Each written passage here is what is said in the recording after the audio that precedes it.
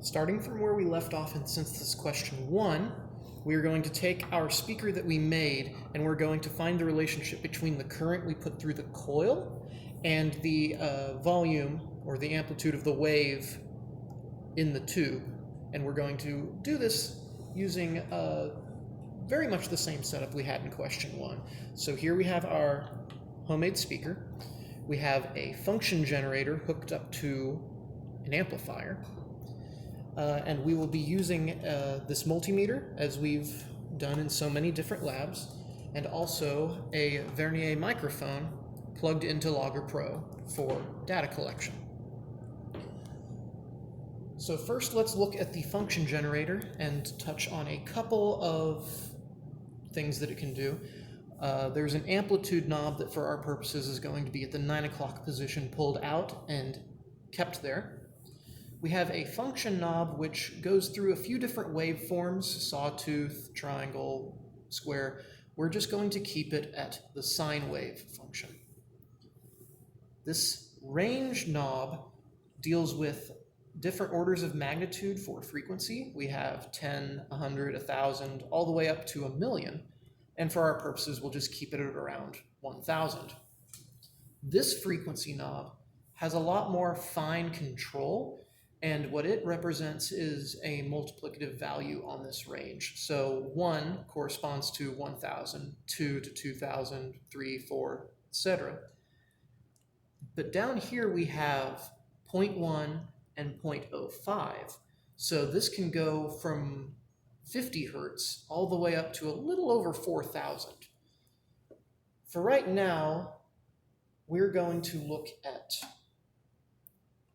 this range and just see which frequency gives us the loudest sound in the tube.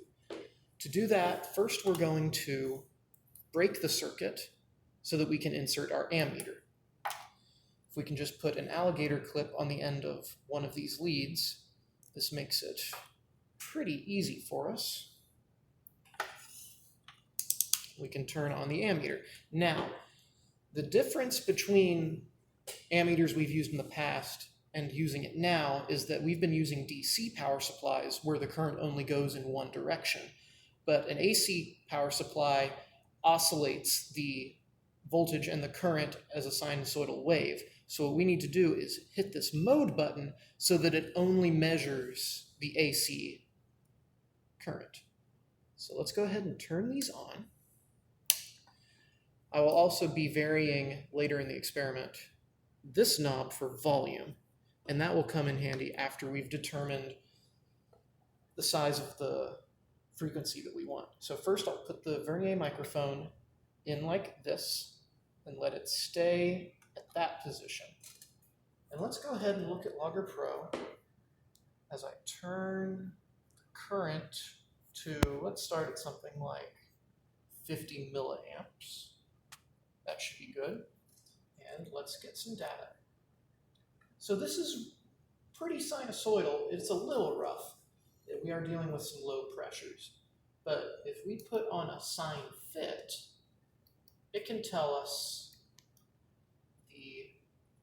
a few things about the waveform. And one thing is the amplitude. So let's see if we can adjust the frequency a little bit and see which frequency gives us the biggest amplitudes. So that killed the amplitude pretty quickly, and we're back to where we were. If I go the other direction, it goes away pretty immediately. So I need to have a very fine touch on this knob, and it looks like this is going to be our best bet. Fairly right where we were, according to the dial, around 800 hertz. But it would be more robust to look at this fit and determine the frequency that we are measuring from that. So, as we're thinking about the experiment that we're going to do, collecting data, you can see that as I turn this knob, I am changing the current that's flowing through.